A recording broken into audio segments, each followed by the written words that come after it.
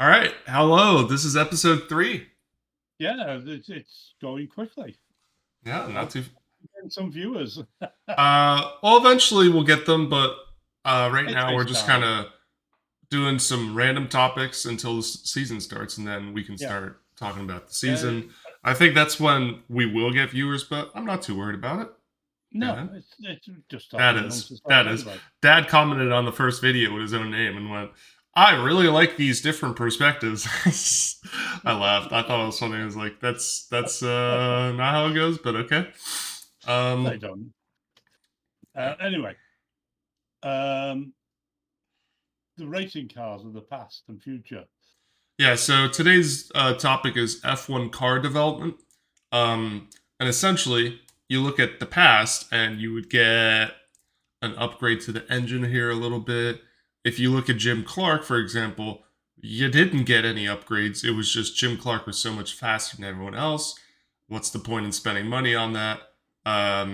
He drove the Lotus. I forget who the team borrowed their stuff from. They either got their engines initially, Lotus did, from BRM, Right. Yeah. Coventry Climax, and then later Ford. Yeah, so BRM would upgrade their own car, carburetors, all these kind of tweaks.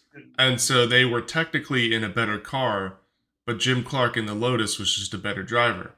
So the need for investing in the car really wasn't there during that time, uh, Well, but if you just look at massively. if you if the if you start at the 50s, all the cars were big engine, front engine, rear wheel drive. And then I think it was Cooper who came in at the end of the 50s. I think he still had a front engine, but they started to come in with the rear engine cars, which became the norm. The 60s was all rear engine cars. Yeah, And they were 1.5 liter, little beautiful little engines, 4 valves per cylinder, gorgeous to look at. gorgeous to look at, but so tiny, Yeah, so tiny. And when you look at the cars today, they're like lumbering elephants in comparison. yeah, And if you actually want to see these cars race, Goodwood, you can see the old timers racing them here, and they slide them around corners, and it's just a different style of racing. yeah.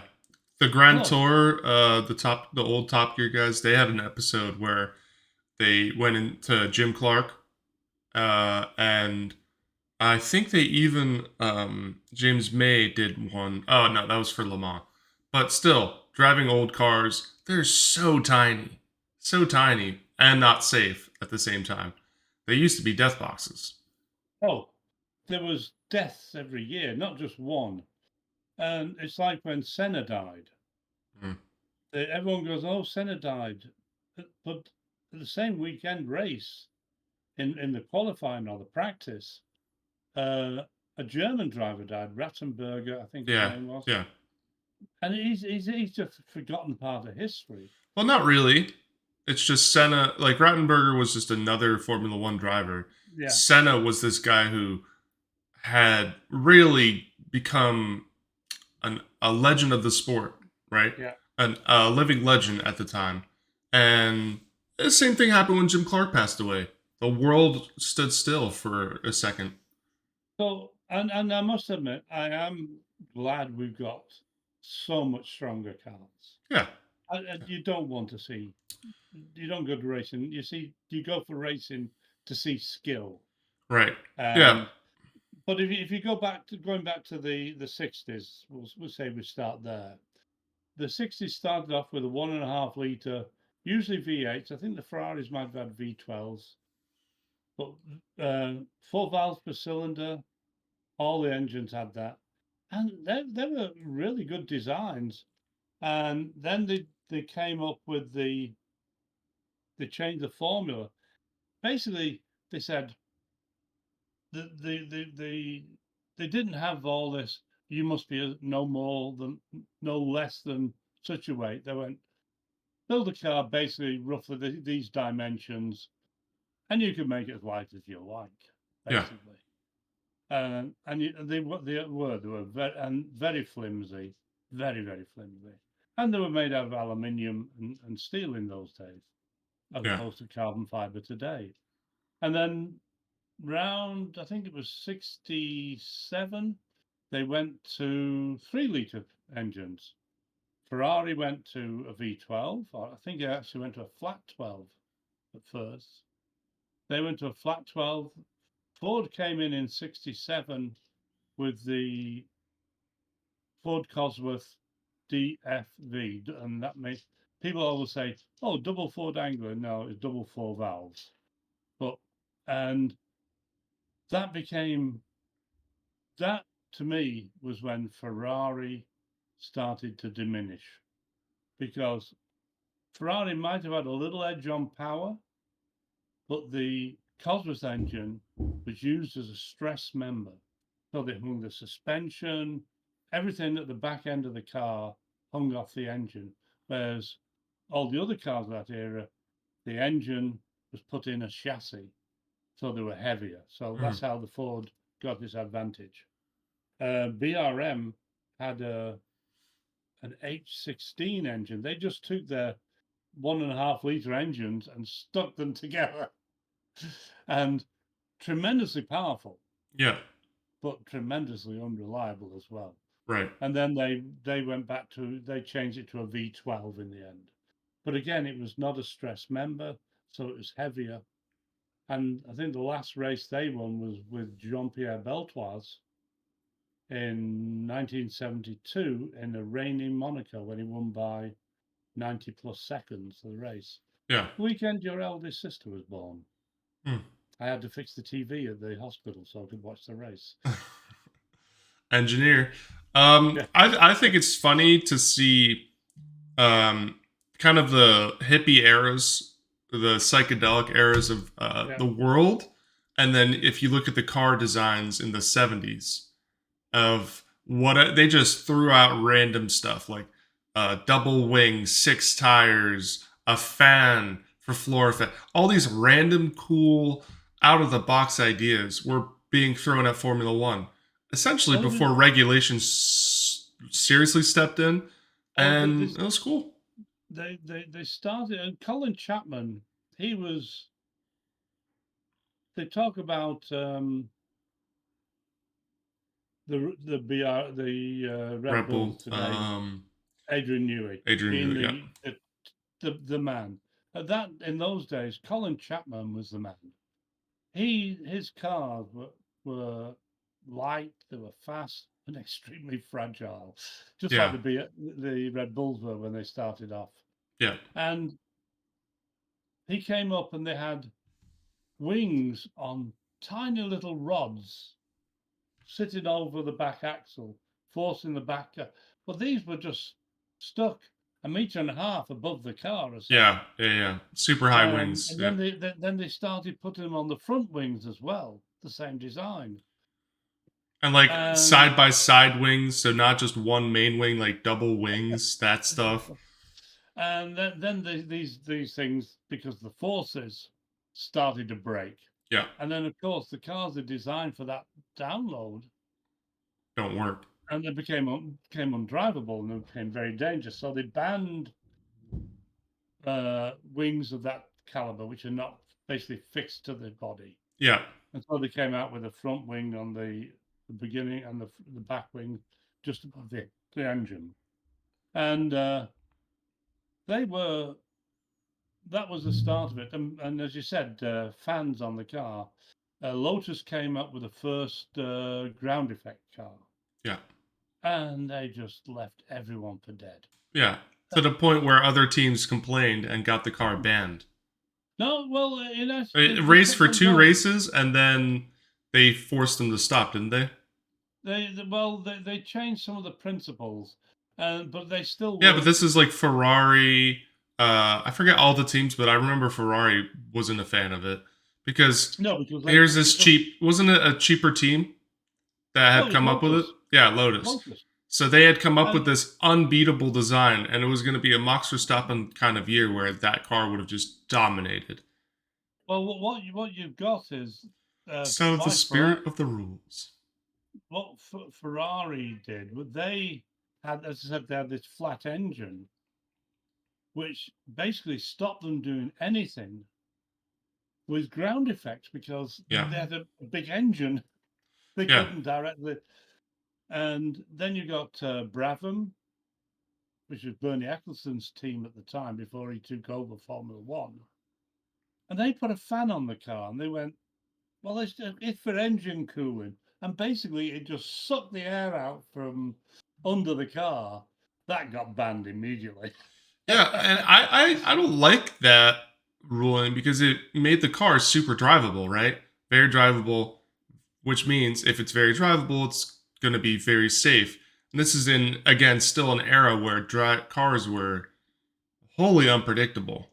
Yeah, and what also is, this is why all the teams that got it really wrong with the new ground effect cars, none of them looked at the lessons from the 80s when they started the ground effects. Yeah. And the you know, they they knew about porpoising. So in those days they designed active suspension, which Hmm. got rid of it.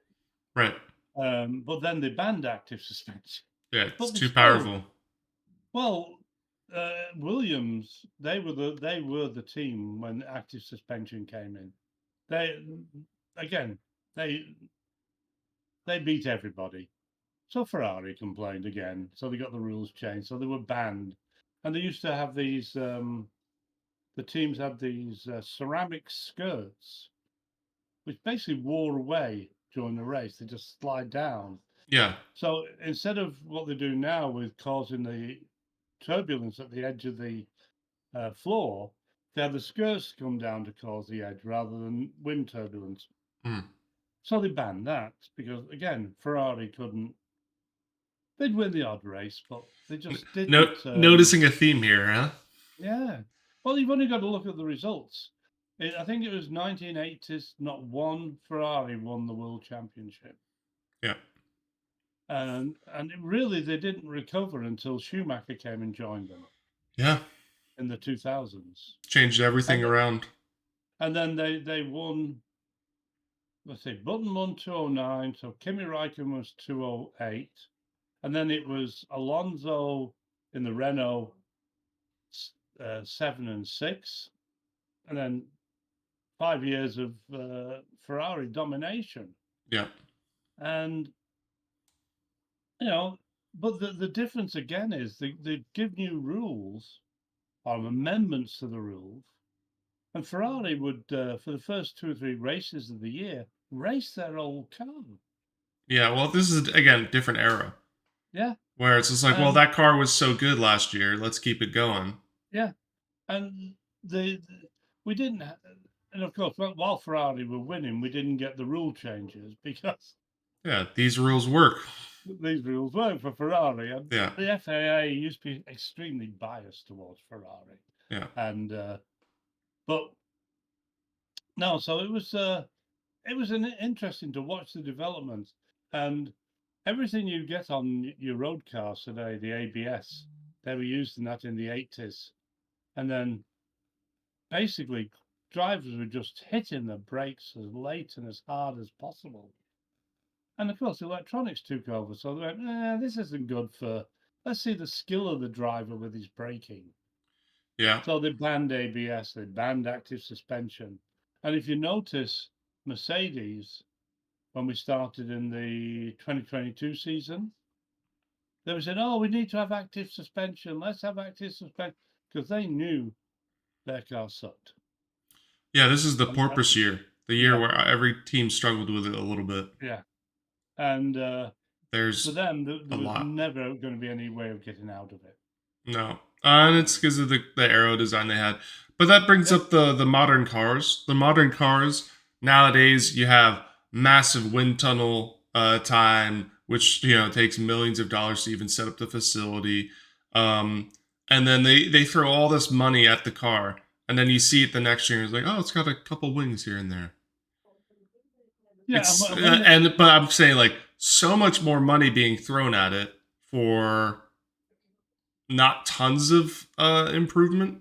Whereas back in the day, it was like, here's a new engine, here's a whole different body. Hey, we're gonna try two new wheels. Nowadays, you look at all the cars on the grid; they look the same. Well, you also got it up until 2020, they had unlimited budget. Yeah, 2021 was the first year of the budget, which obviously we found out in 2022. Red Bull fell foul of for giving their guys good food. couple million And dollars in Formula One, which is still it a lot wasn't of even that. money. It wasn't even that. It was when everything was sorted, it was 400 and something thousand dollars. It was 1.8 million, but they got money back from the VAT Ah, people. they were able to buy two spare front wings. Yeah, it wasn't. Everyone goes they cheated. Well, people have to get realistic. You can't cheat on $400,000. And if you really look at it, because they got hit with the penalty of wind tunnel time, the 2023 season, which we just witnessed, should not have been as dominant as it was. But boom, didn't matter. Doesn't matter how harsh the rules were going to be. If you have the right design, it doesn't matter how much wind tunnel time you have. Yeah, and we had a little bit of change in philosophy with the floor height clearance. They increased it by 15 millimeters, which might not seem a lot, but It's not. in aero terms, it's a tremendous amount. Sure. And but Red Bull massive. That's how McLaren was so bad at the beginning of the year. They thought, 15 millimeters not going to do anything, and then they tested the car, and oh shit, it did do something, and Yeah. it affected them tremendously. It took them half a season before they got their modifications in, and then Yep. they could be anyway. We're going off the subject. Not really. So in the 70s, there was 70s and 80s. They used technology, and they were the forefront of this, say, ABS, active suspension, which all the hypercars use these days. Eventually, it's going to come on to road going cars. You notice it more now that they have the air suspension on cars. Hmm. Definitely on So tractor trailers and school yeah, well, buses. they have it on SUVs and all these sort of vehicles, the big saloons, because and it's all computer controlled, so it's active suspension, Yeah. and that was there in the 80s, but it was banned. And the only thing I see that up until I say the end of the ground effects era, what they came up with on cars um, went on to the road cars. Okay. Um, say ABS, the way anti-dive suspension, Hmm. everything like that's come into road cars. The only thing that road cars and Formula One really differ about is tires, because every road car uses radial ply tires. Yeah. Formula One don't. It is interesting to see some of like the Aston Martin Vulcan, I think it's called, or Valkyrie. How cars at that level of investment, like million dollar cars, they're starting to introduce ERS, Yeah, all this wing play, tires stuff, and to the point where it's barely road legal. But it's interesting to see how the toys are starting to come into the expensive cars. yeah, So and it still translates. It's just not on a consumer level. and also when you get that, we're going to get as you say, the toys on the expensive cars. Everyone said, "Oh, we'll never have ABS on every car." No car. Every car that's made these days has ABS, Yeah, apart from a couple of specialized cars who think we've got to put the real feel back into driving a car. that's fine. Well, I'm sorry.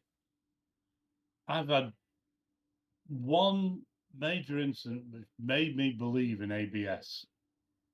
I was going over to see your grandma. We were driving my car, and a little kid just drove out of his drive on his bike. It was a wet day, right in front of the car, and stopped. And he saw me right in front of me. I braked hard, and I was able to steer around him because the ABS doesn't lock your steering up. It Yeah. doesn't lock your tires.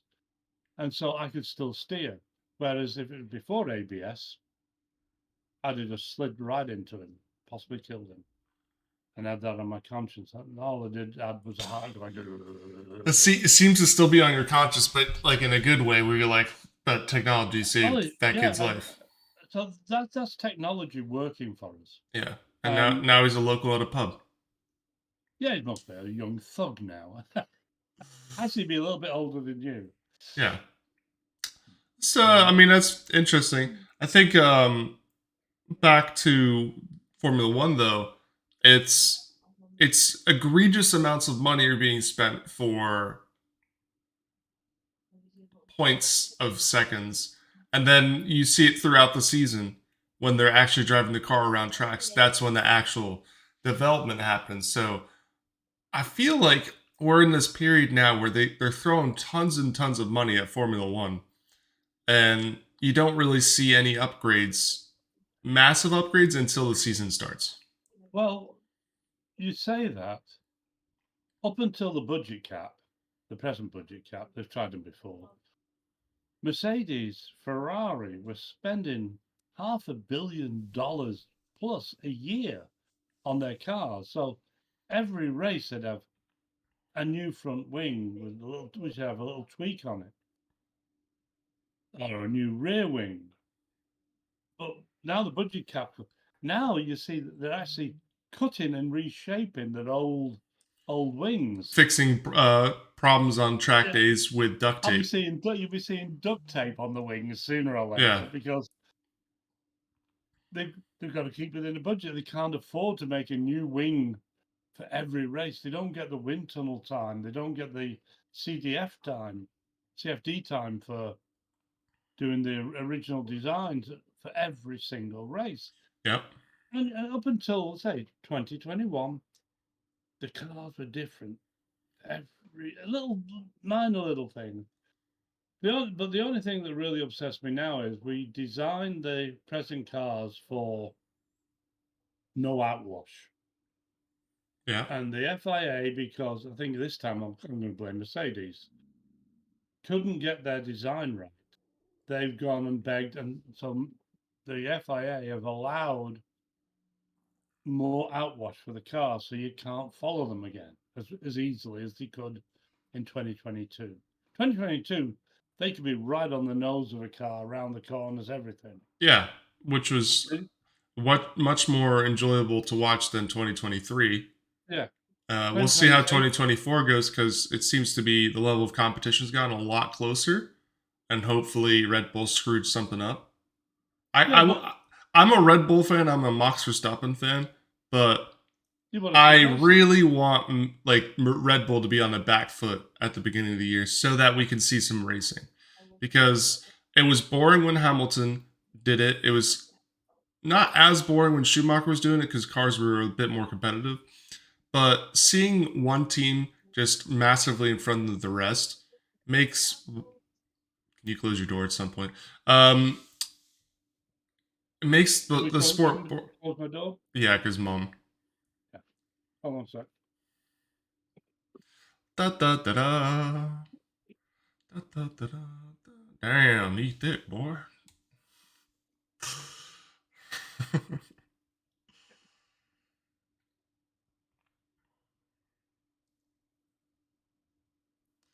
But I did that bit out. No, I said something funny. It's going to get to the point where driver efficiency, and not in a racing manner, is going to start getting considered.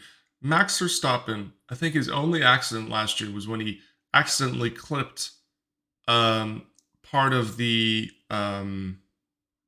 pit wall leaving his garage. I think that was his incident of the year.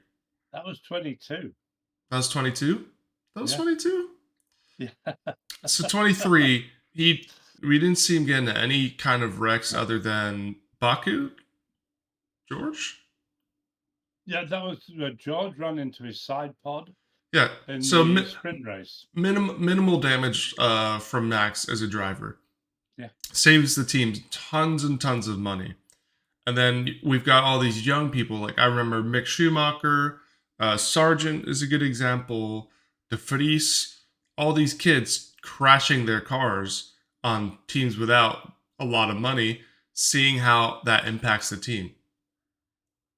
Yeah, you can't have it that a team is doing. I say Schumacher for a team which is on a very tight budget Mm-hmm. is disastrous.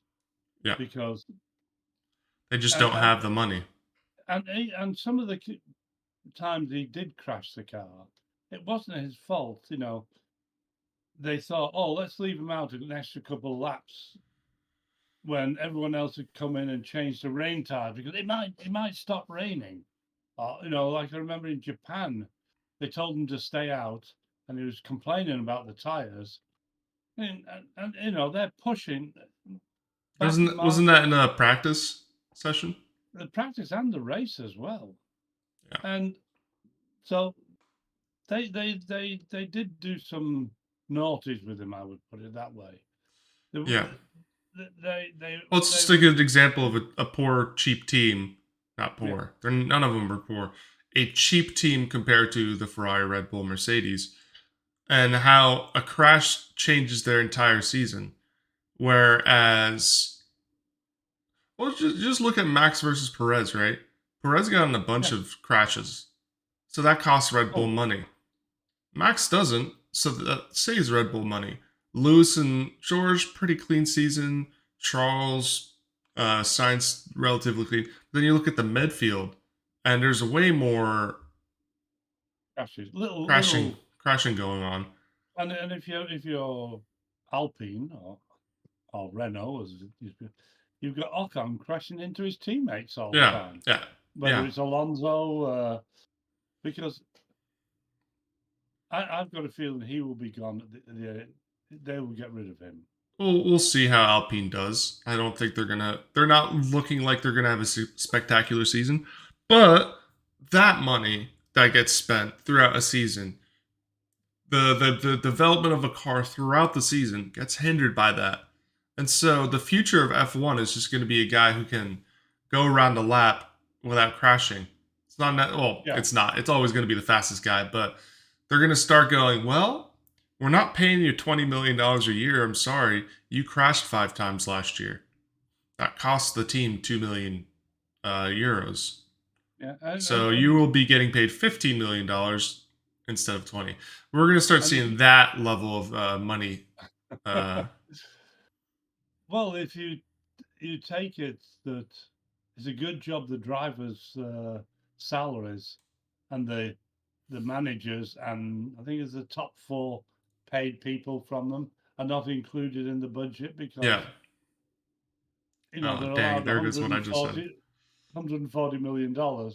In Mercedes' case, 70 million's gone with Lewis. with Hamilton. Then you've got another 15 with George. God knows how much Wolf will get because he's not going to be.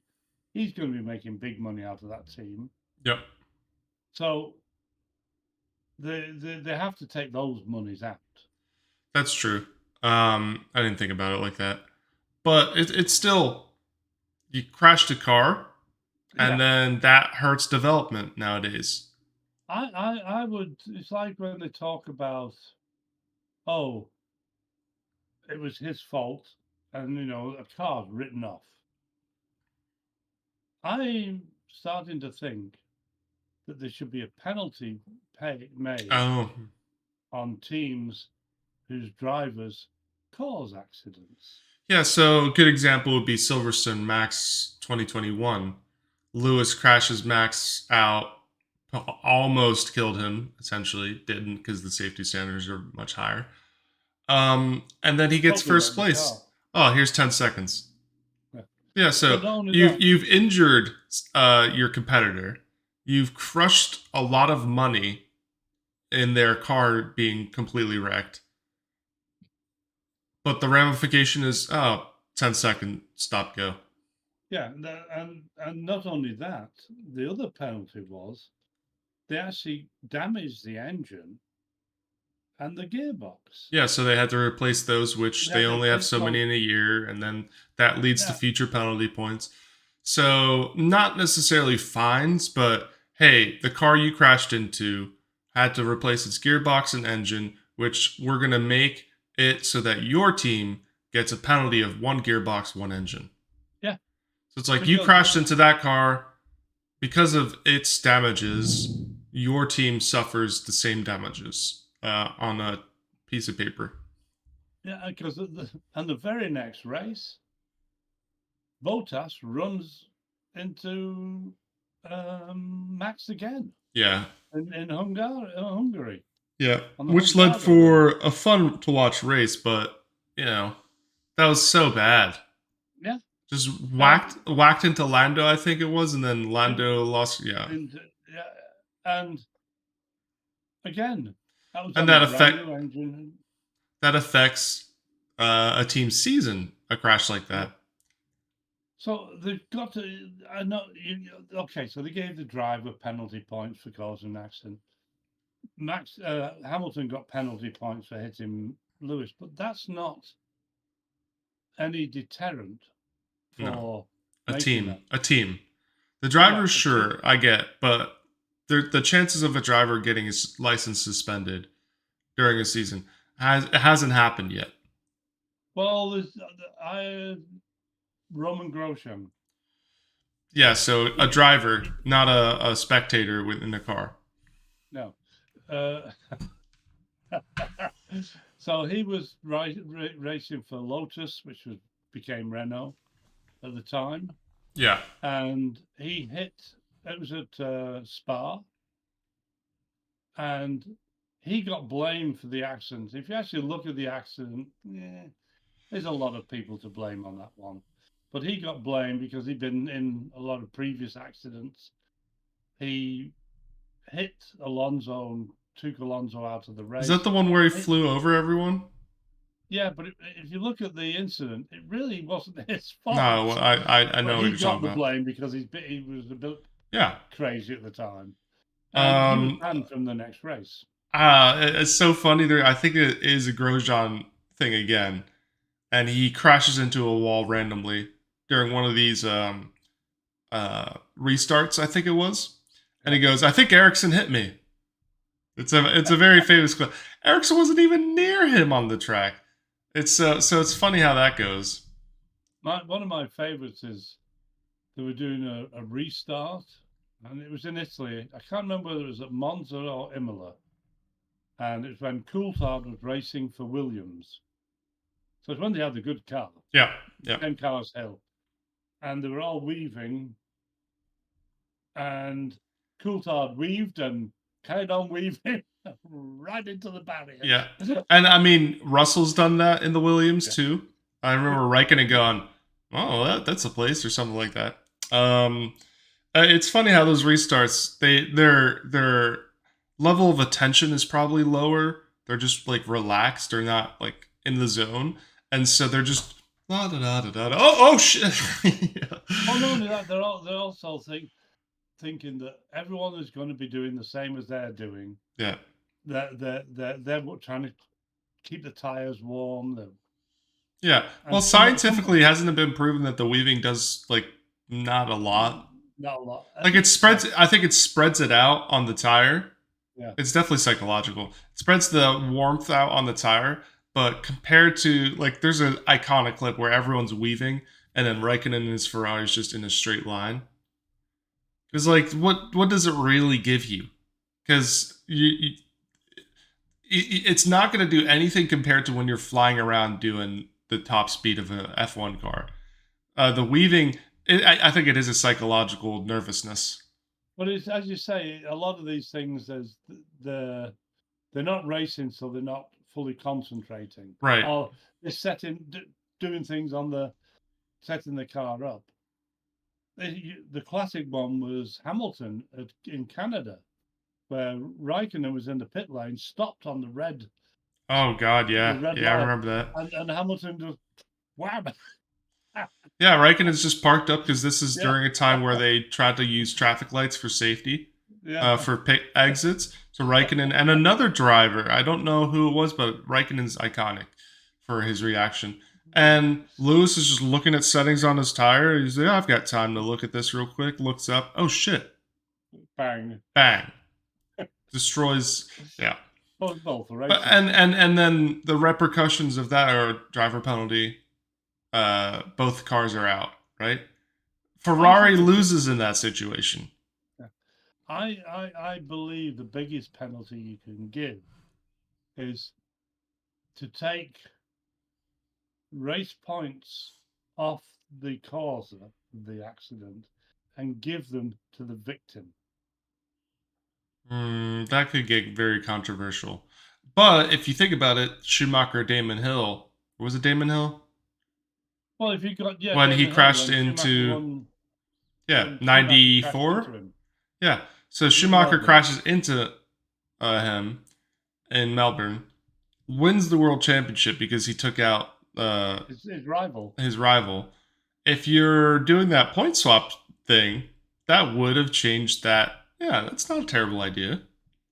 And But an egregious kind. So Schumacher Villeneuve is another good example where Schumacher was going to lose, right? And so what does he do? He drives into Villeneuve, and he gets black flagged and disqualified for the season. Sure, that obviously that taught everyone a lesson. But if that was just a point swap situation, well, if it happened 2 seasons after he did it to Damon Hill. And to be fair to Villeneuve, he got the press and media. He said he's gonna crash into me. Watch, he's gonna do it. He's gonna do it. You just wait until he does it, because trust me, I'm gonna pass him, and he's not gonna let me. So you watch what he does this weekend. And so everyone was waiting for it to happen. And then when Schumacher does it, it's like the biggest ever repercussion in Formula One hits him. Well, he did one at Monaco where he didn't hit anyone. It was in the qualifying, but he was, I think he was on pole, and he hit a barrier. Yeah, and that ended the qualifying. Yeah, and then he got put in the back. Yeah. Meanwhile, Nico Rosberg did the same exact thing, where he goes, "Oh, I have to go into this runoff area," and it screwed over Hamilton. Yeah, and again, it brought out the yellow flags. Right, exactly, so, and it ruined the qualifying session. But to be fair, Nico was smart because he's a very technical. He was in a more technical era of driving, where he goes, "They're going to have feedback on my wheel. They're going to see what I do with my wheel. So I'm going to make it look like you can watch it back now and go, oh my God, he totally did it on purpose." But he made it look like it was kind of an accident. Because he locked the brakes up, sliding. Yeah. Off the run. Yeah, exactly. He did a little, Whereas Schumacher just went bump into the back. Oh, yeah, right. I remember that now. Did virtually zero damage. Yeah. We just drive nose in, and yeah, I remember that. And but the one that was you saw. You've got Senna when he took Prost out in Japan. That was closer to a racing incident. No, he said before the race, if he is in front of me in that corner, I'm taking him out. And everyone went, well. Yeah, see, the thing was, people complained about how dominant the Red Bull was and how boring it was to watch. But if you compare that year, the Marlboro McLarens, and how far ahead they were, it was at least watchable because the teammates were on the same level. Yeah. Checo and Verstappen will never really, it's a Bottas Hamilton situation. I think They're not on the same Checo, level. no, Checo in one aspect, like again, Bottas has got a similar thing, but not for the same reasons. Checo really likes street circuits. No, they call him the Street Circuit King, but I don't that call was just a Miami a cop street out. That circuit. was just a cop out because he won over Max early in the season at Jeddah, and they're like, he's a Street Circuit King, and then every other street circuit He also won throughout. Baku as well. Oh, okay, yeah, sure, great. Every other street circuit after that, Max completely dominated him. So calling him the Street Circuit King it was like a cool thing, and then we went, no, he's not. He's not. It's a good excuse though. What I think happened with Checo was, I'm going to beat him this year, and then quickly realized, oh my god, I'm not even close to him. Yeah. My morale is just in the tank. Checo, he's the opposite of Bottas. He is a Sunday driver. He's great at racing. Yeah. Obviously not as good when he's desperate for results, but great at racing, not a great qualifier. Bottas, great qualifier, not as good on Sundays. And some circuits, Bottas did have the measure of Hamilton. Yeah. It's like the Russian circuit. He, even though he had to let Hamilton pass in one race, he used to destroy Hamilton on those circuits. And by the end of his 2021, when he knew he wasn't coming back, I think he lost interest in Mercedes. And yeah, the morale's so huge. Yeah, morale's just so huge. Once you don't think you can do it, or I'm not going to be here next year, it's like a normal person knowing that they found a new job. It's like, I'm not going to put the same level of effort in. Are you kidding me? No. He was already going to Alfa Romeo by then. Yeah. But it's like, you listen to the comments that if the Mercedes is anything like good, you listen to Toto Wolff. Well, we'll get Hamilton to win his 8th championship. I think Toto is willing to sacrifice Russell for that. Oh yeah, 100%. I don't know whether Russell is willing to be sacrificed. It doesn't matter. They know, oh, where's he going to go? Where's he going to find a better seat? He gets all these ads now. He gets so much more money. He's got all this modeling stuff because he's on a premier team. What, is he going to go back to Williams? No. So shut up, Russell. When he retires, it's your team. Yeah. Unless we find this other kid that's a generational talent. Well, Hamilton said something interesting this week, or it may have been last week. Oh, well, I know my contract's for 2025, but I don't know if I'll be racing then. Hamilton said this? Yeah.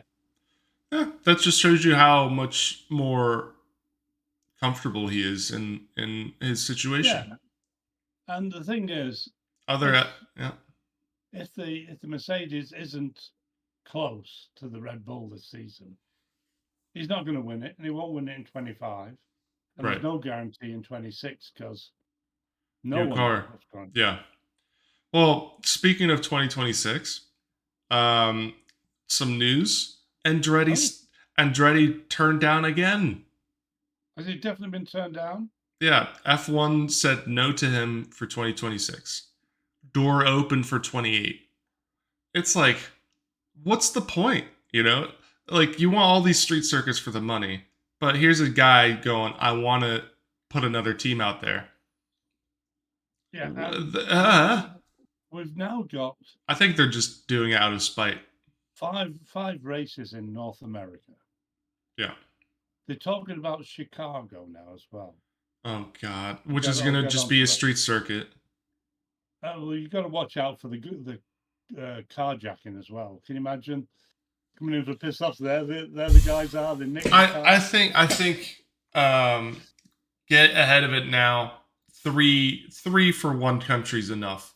Yeah. And if you want more, well, create better tracks because Vegas is good to go. Coda is going to stay there. Miami is boring. And so, if you want to have a third race in Chicago, or if you want to have a race in Chicago, well, do a better job at convincing us over Miami because let's be honest, that is the most forgettable race for us. If I, For the drivers, they love it because they go out to the clubs and all these girls with the big old butts are there, and it's sunny and beautiful Florida. They enjoy it, but for viewers, they couldn't care less. It's if I boring. imagine if they're going to do drop Miami, drop Miami and have a street circuit round Washington D.C., round the capital, that Hmm. would be fabulous. You know my stance. I want to get away from this whole street circuit No, business. but if you're going to do a street circuit, I'd rather do one round the capital of DC with some of those beautiful buildings than Chicago. Let's be honest. Sure, but at the end of the day, eh, I'd rather have a German track, or Oh let's give yeah, the Middle East another one, huh? Huh? You got to no. go around the bombs. Let's have Germany back. Let's Germany have back, France. France. Yeah, I don't need more stuff in America because at this point, yeah, we're predicting it right now. I think Formula One is doing bad business decisions, going only for the money, but then turning down an American-based team like Andretti, who's like, "What are we doing here?" And meanwhile, Haas, one of the cheap teams that refuses to have a full pit wall and goes all these money-saving things, still in the sport, refusing to sell to Andretti. So it's like this guy wants to compete, and at this point, The, is Formula One going to over the next decade trend down to the point where he goes, I don't even need to be here. I'm going to go to IndyCar. Screw it. I'm staying at IndyCar. Yeah, He's I'm already just. You know there. what? We're gonna get a Drive to Survive IndyCar going because guess what? They just had. I just saw it last night. There's a NASCAR Drive to Survive kind of thing Yeah. on there now. So So the formula has been copied. We're going to start seeing other motorsports coming for that first placing. And if look, Formula One can't figure it out, look what Andretti is involved in. He's involved in Formula E. He's involved in IndyCar. I think he's even involved in NASCAR. probably. They are a big racing organization, Yeah. and Haas, that's no Haas guarantee makes that he mechanical parts. he is going to bring in General Motors under the name of Cadillac into Formula One. So there's another manufacturer into Yeah. it. But then you've got Honda, Renault, Mercedes, Ferrari, Cadillac. 5 teams. Yeah. 5 teams. It could only be good. I don't No, understand why they don't. They're fine with adding more and more races, right? But they yeah. don't want another team. I don't get it. It's a Well, weird decision. personally, if I was Formula One, I'd turn around to Haas and say, like they do in a lot of, like NFL, they've done it. They've taken the teams off somebody. Sure. So, Yeah. sorry, Haas, you are not putting in the investment to warrant being a top class And that team, might be what's happening, actually. and force them to sell out. But you see, Andretti was willing to pay 200 million to come in, Yeah. which would be divided among the other Formula One teams. And they're all going, oh, it'll split the pot. Well, if he's no good, it will hardly split the pot. He'll still Right. get money, but Yeah. he will bring in more sponsorship, more. More I think eyes, it's more 2 more seats for other people to prove themselves in. yeah. Like there used to be way more teams. Now we have 10. I think they were just like stuck on that number. We're like, oh, they're perfectly balanced. Yeah, well, they can share the money out nice and evenly because even Haas makes a profit. Yeah. Haas is valued at 750 million to $1 billion, or the average Formula One team is. So Gene Haas was approached by Andretti to sell his team and turned him down. Yeah. Um, Well, there's animosity between those two because of the other categories where they race each other. yeah, exactly. So um, that sucks. That's the newest news we've had out of Formula One. People are Yeah. saying the FIA is going to be pissed about that decision. Oh, But we'll the, see. 2028 might be it. We'll see. Because I don't think the other, Andretti's going to give up. no, the other piece of news is I think he'll take him to court. Yeah, exactly. The other piece of news is the he did race. He was in charge at Renault Alpine. Alan Permain. Permain. I don't know who you're He's talking going about. to. He's going to. He's one of the. He was the CEO or one of the big directors at the Renault Formula One racing team. During what years? Engineer. Up until last year or the year before, Okay. and he's going to. I'm just calling them Racing Bulls, the old Alpha Tauri team. Oh, I they don't know what didn't their they name. they didn't they come out with like their names like the Visa, Cash Visa, App, Cash Racing App, Bulls. RB. Yeah. It's like And hyper commercialized. That hyper is. commercial. Well, Can't let Andretti, but the Visa, Cash App, RB, Racing Bulls. That's fine. Good to go. well, can you imagine Sponsored by Ford. if Visa comes up to you and says, "Here's 50 million, call your team after me." Yeah, and here's Cash App, 50 million. That's just going to set a precedent. So in the future, or even if you look at the past, it's like you're going to be called the Marlboro. I could never say it. Marlboro Ferraris. The Well, Marlboro well, when Marlboro was McLarens. a big sponsor of The slashed out barcodes Ferraris. yeah. You know, When, get the sponsor names back out of it. You can have the biggest stickers on the cars you want, but the name of the team is the manufacturer. Well, The problem is there's non-manufacturer teams. Yeah. Some of the Lotus teams in the old 70s, Gold Leaf, which was cigarette Tobacco. brand. Yeah. Then they had the black ones, Players Special, John Player Special. They didn't call them Lotuses. It was a John Player Special. So everyone's going on, oh, they're doing this. I see. It's been done in the past. McLaren. I just feel like it's tacky. The Visa Racing Bulls. That would have been better than the Visa. Here's two brands. Weird. One brand. Okay, I get it. The Visa Racing Bulls would have been cool. The Visa Cash App RB Racing Bulls. And we were making fun of the Stake F1 team. Like, that's gonna. They had the Tag Hella racing team, which was the Williams, but they were mainly by Tag Hella, is it? Whatever it was. Oh, Tag the watch. Yeah, and then a couple of years later, they went and called them Tag Williams, you know. But it's nothing unusual. I see. But for two brands, though. But to call it Visa Cash App RB Racing Team. Well, okay. Are they gonna call them the Racing Bulls in the commentary booth, or are they gonna have to say because illegally owned by or illegally bought the team name? There go the Visa.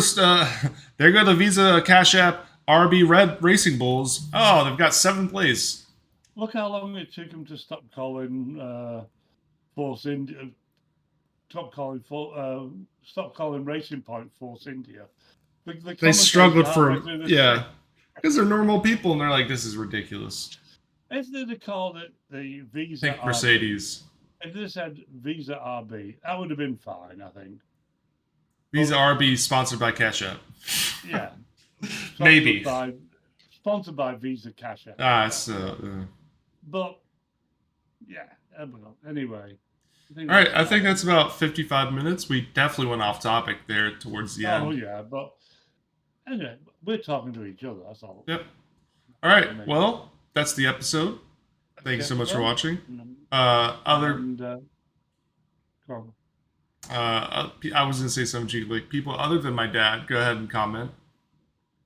I only commented on the first one, Yeah, I know. but they don't know it's me. I'm Robert Naylor. This is my dad, David Naylor. Signing off. Goodbye. Yeah. Give us a thumbs up and like. Have a good one.